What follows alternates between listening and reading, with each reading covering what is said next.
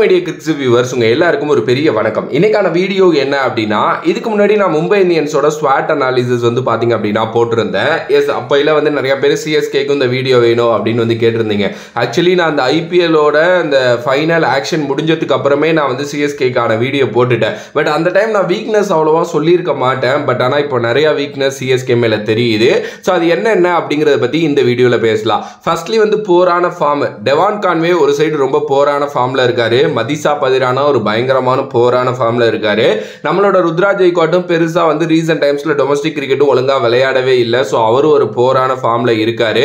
தீபக் கூடா பத்தியும் விஜய் சங்கர் பத்தியும் நம்ம ஆல்ரெடி தெரியும். ராகுல் திரிபாதி அவர் வந்து ஒரு மாதிரி எப்படின்னா விளையாடுவாரு, ஆனா திடீர்னு விளையாடாம போயிடுவாரு. ஒரு மாதிரி இன்கன்சிஸ்டன்சி அவர்கிட்ட பயங்கரமா இருக்கும். ரீசெண்டா நடந்த டொமஸ்டிக்கும் வந்து பாத்தீங்க அப்படின்னா அப்படிதான் இருந்திருக்கு. ஓகே, ஸோ இதுதான் வந்து நம்மளோட ஒரு இதுவா இருக்கு. ஆக்சுவலா வந்து சிவம் டூபே மட்டும் கொஞ்சம் நல்ல ஃபார்ம்ல இருக்காரு. ஏன்னா அவர் வந்து டொமஸ்டிக்கும் நல்லா ஆனாரு, இன்டர்நேஷனல் கால் அப் வந்துச்சு, அங்கேயும் போயிட்டு நல்லா விளையாண்டாரு. அதே நேரத்தில் பவுலிங்ல வந்து பாத்தீங்க அப்படின்னா அந்த அனுசுல் கம்போஜ் கொஞ்சம் நல்லா போடுவாரு அப்படின்னு நான் நினைக்கிறேன். மற்றபடி எல்லாருமே ஒரு இன் அண்ட் அவுட்டா தான் இருக்காங்க. ஸோ இந்த ஃபார்ம் அப்படிங்கிறது ரொம்ப போரா இருக்கு சிஎஸ்கேக்கு இப்போ. அதுக்கு அடுத்தபடியா சிஎஸ்கேவோட டெத் பவுலிங் யூனிட் வந்து எப்படி இருக்க போகுது அப்படிங்கிறது வந்து பாத்தீங்கன்னா ரொம்ப ரொம்ப பெரிய கொஸ்டின் மார்க்.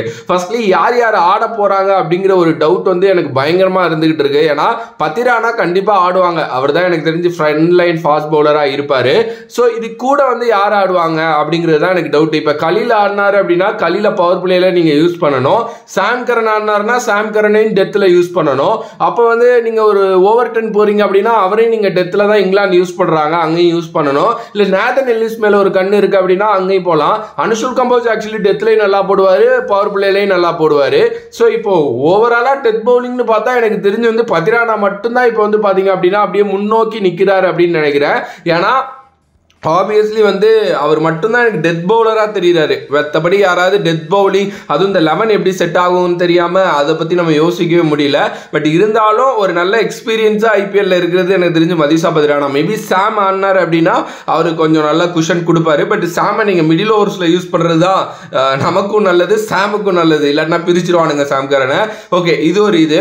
அதுக்கு அடுத்தபடியாக வந்து நம்மளோட ஃபினிஷர்ஸ் அப்படின்னு பார்க்குறப்போ அது பெரிய வீக்னஸ்ன்னு நான் சொல்ல மாட்டேன், ஆனால் ஒரு அப்படின்னு சொல்லுவேன். எம்எஸ்டி இருக்காருங்க, ஆனா எம்எஸ்டி நம்பர் 7 வராரு. அதுக்கு முன்னாடி ஜடேஜா. எஸ், ஜடேஜா என்னதான் வந்து ஒரு ஐபிஎல் கப் நமக்கு வந்து அந்த 2 பால்ல ஒரு 4-6 அடிச்சு வாங்கி கொடுத்திருந்தாலும் அவரால் ஒரு மேட்சை ஃபுல்லா எடுத்துட்டு போய் ஃபினிஷ் பண்ண முடியுமா அப்படிங்கிறது வந்து ஒரு பெரிய கொஸ்டின் மார்க். ஏன்னா ஜடேஜா பேட்டர் வந்து நான் ஓப்பனாவே சொல்றேன், நீங்க சிஎஸ்கே ஃபேனா பார்க்காதீங்க, ஒரு கிரிக்கெட் ஃபேனா பாருங்க.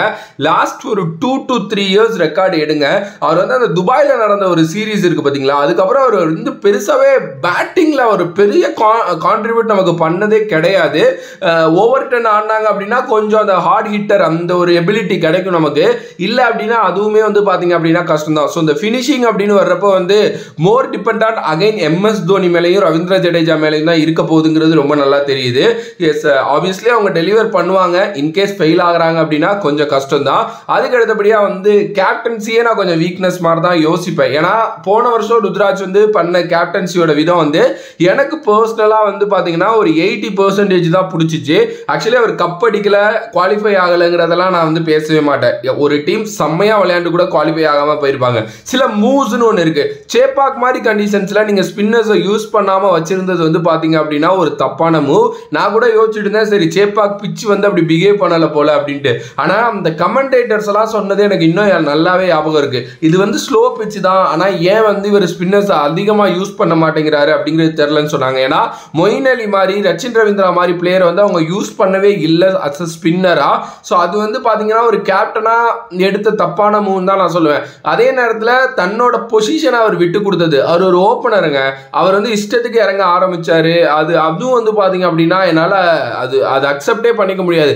எஸ், டீமுக்கு வேணும் அப்படிங்கிறப்போ அவர் கீழே போய் ஆடுறது நான் தப்புன்னு நான் சொல்ல மாட்டேன். பட் நீங்களே கீழே போனா இப்போ ருத்ராஜ் வந்தா இப்படி இருக்கணும் ஒரு மேட்ச் செட் ஆகும்ல, அது இல்லாமலே போயிருது. ஸோ போன வாட்டி நான் சொன்ன மாதிரி 80%னா இந்த வாட்டி வந்துருவாரு. அண்ட் போன வாட்டி நம்ம கேள்விப்பட்டோம் MS தோனி பெருசா ஹெல்ப்லாம் பண்ணல, ஓனா கத்துக்க விடணும் அப்படின்ட்டு விட்டுட்டாரு அப்படின்னு சொல்லிட்டு. மேபி இந்த வாட்டி அதை எப்படி சரி பண்ண போறாங்க அப்படிங்கறது வந்து பாத்தீங்க அப்படின்னா பார்க்கலாம்.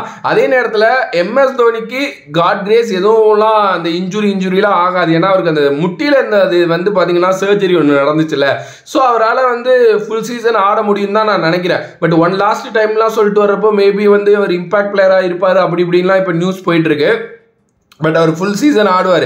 இன்கேஸ் அவருக்கு ஏதாவதுனா ஒரு பேக்கப் விக்கெட் கீப்பர், ஒரு இந்தியன் விக்கெட் கீப்பர் இருக்காங்களா அப்படின்னா எனக்கு தெரிஞ்சு அது கொஞ்சம் கஷ்டம். ஏன்னா யாருமே இல்லை. அன்கேப்டு பிளேயர் வான்ஸ் பேடி அவர் இருக்காரு, அவரும் ஒரு நல்ல ஹிட்டர்னு கேள்விப்படுறோம். பட் IPL மாதிரி ஒரு பெரிய இதில் வந்து அவர் எப்படி ஆடுவாருங்கிறது வந்து தெரியல. டெவான் கான்வே பேக்கப் தான், நான் இல்லைன்னா சொல்லலை, அவர் விக்கெட் கீப்பிங் பேக்கப் தான். பட் ஒரு இந்தியன் விக்கெட் கீப்பிங் பேக்கப் கரெக்டாக இருக்கானா இல்லை. எப்போவுமே MS தோனிக்கு அப்படி பெரிய இந்தியன் விக்கெட் கீப்பிங் பேக்கப்லாம் வச்சிருக்க மாட்டாங்க. பட் ஆனால் வந்து இதுக்கப்புறம் கொஞ்சம் தேவைப்படும் நான் நினைக்கிறேன். பிகாஸ் அவரோட லீகை முடிச்சுட்டு போறாருல, அதனால ஸோ அது பெரிய வீக்னஸ் இல்லை. பட் அதுவும் ஒரு சின்ன ஒரு நோட்டபிளான ஒரு விஷயம். நிறைய பேர் ப்ரோ அதான் ருத்ராஜ் இருக்காருன்னு கமெண்ட் பண்ணுவீங்க. எனக்கும் அது ஆசை தான். Ruturaj as a wicket keeper சூப்பராக இருக்கும். அண்ட் ரொம்ப டாப் ஆர்டரை ஹெவி பண்ணி இருக்கிற ஒரு டீமா இருக்கு CSKங்கிறது ரொம்ப நல்லா தெரியுது. அதே நேரத்தில் மிடில் ஆர்டரோட குஷனும் அந்த மாதிரி தேவை. ஸோ அது வந்து எப்படி கொடுக்க போறாங்க அப்படிங்கிறது வந்து தெரியல. ராகுல் ட்ரிபதி நான் சொன்ன மாதிரி ஒரு சாலிடான பிளேயர். அவருக்கு கேம் மாட்டிக்கிச்சுன்னா எடுத்துட்டு போயிடுவார், இல்லை அப்படின்னா கஷ்டம். சிவம் டூபே அவர் ஒரே கியர் தான், அவருக்கு தெரிஞ்சதெல்லாம் ஆறுச்சாமி கியர் தான், அங்கே போயிடுவார். இடையில ஒரு ஆள் நல்லா விளையாடணும் ஆங்கர் பண்ணி. Rachin will be a best choice actually. Rachin ஆனால் ஆட வைப்பாங்களான்னு தெரியல. ஓகே, ஸோ அவ்வளோதான். ஸோ இதை தாண்டி வந்து நிறையா ஸ்ட்ரென்த் ஆக்சுவலி CSKக்கு இருக்கு. ஏன்னா வீக்னஸ் இவ்வளோ பேசிட்டோம்ல, ஸ்ட்ரென்த்தும் வந்து நிறைய இருக்கு. ஒரு நல்ல லைன் அப் பண்ணலாம் ஆக்சுவலி. நல்லா இந்தியா ஆடின பிளேயர்ஸ் நிறைய பேர் இருக்காங்க. இன்டர்நேஷனல் அவங்களோட ரெஸ்பெக்டிவ் கண்ட்ரீஸுக்கு ஆனவங்க நிறைய பேர் இருக்காங்க. ஸோ IPL ஆனவங்க நிறைய பேர் இருக்காங்க. அந்த எக்ஸ்பீரியன்ஸ் நல்லா இருக்கு. அண்ட் எல்லாருமே ஃபார்ம்ல இருந்தாங்க அப்படின்னா CSK one of the best team in IPL 2025. அதில் மாற்று கருத்தே வந்து பார்த்தீங்கன்னா கிடையாது. நல்ல ஸ்டெபிலிட்டி அண்ட் அக்ரெசிவ் காட்டக்கூடிய பிளேயர்ஸ் வந்து பார்த்தீங்க அப்படின்னா இருக்காங்க. ஒரு நல்ல வெர்சடைல் ஆல்ரவுண்டர்ஸ், எப்பவுமே CSK டிபெண்ட் பண்ணி இருக்கிறது அந்த ஆல்ரவுண்டர்ஸ் தான், அவங்க இருக்காங்க. நல்ல ரைட் ஹேண்டட் பேட்டர்ஸ் ஆக்சுவலி வந்து பார்த்தீங்க அப்படின்னா இருக்காங்க. நல்ல ஃபாஸ்ட் பவுலர்ஸ் இருக்காங்க. நல்ல லெஃப்ட் ஆஃப் ஃபாஸ்ட் பவுலர்ஸ் வந்து பார்த்தீங்கன்னா இருக்காங்க. ஒரு முகேஷ் சௌத்ரிலாம் வந்து நல்லா டேர்ன் அப் ஆவார் ஆக்சுவலி. நிறைய யங் டேலண்ட்ஸை ஃபைன் பண்ணியிருக்காங்க, அடுத்த ஜென்ரேஷனை நோக்கி கூட்டு போகிறாங்க. இந்த மாதிரி நிறையா வந்து பார்த்தீங்க அப்படின்னா பாசிட்டிவ்ஸும் CSKல நிறையாவே இருக்கு. என்னை பொறுத்த வரைக்கும் அவங்க வந்து பார்த்தீங்க அப்படின்னா நத்திங் டு லூஸ் அந்த மாதிரி ஒரு கிரிக்கெட் தான் ஆடுவாங்க இதுக்கப்புறம். ஏன்னா 5 கப் வச்சிருக்காங்க. மேபி MSDயோட கடைசி இயராக இருந்தால் இன்னொரு கப் அடிக்கணும்ட்டு ட்ரை பண்ணுவாங்க. பட் போயிட்டு எக்ஸ்பிரஸ் பண்ணுங்க அப்படிங்கிற மாதிரி தான் போவாங்க. எப்போவுமே CSKயோட ஃபார்ம்லாம் ஒன்று இருக்கும், நல்ல எக்ஸ்பீரியன்ஸ் கேம்பைனர்ஸை வச்சுப்பாங்க, அப்படியே மூவ் ஆகுவாங்க அப்படின்ட்டு. பட் இந்த வாட்டி அந்த எக்ஸ்பீரியன்ஸ் கேம்பைனர்ஸ் இருந்தாலும் நிறையா வந்து பார்த்தீங்க அப்படின்னா சின்ன பசங்களும் இருக்காங்க. அப்படிங்கிறது வந்து பார்த்தீங்கன்னா CSKயோட அடுத்த ஜென் எப்படி இருக்க போகுதுங்கிறது ரொம்ப நல்லா தெரியுது.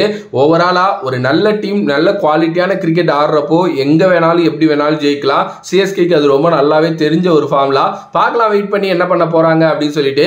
இது இல்லாமல் அஸ்வின் இருக்காரு, நூர் அகமது இருக்காரு, ஜட்டு இருக்காரு.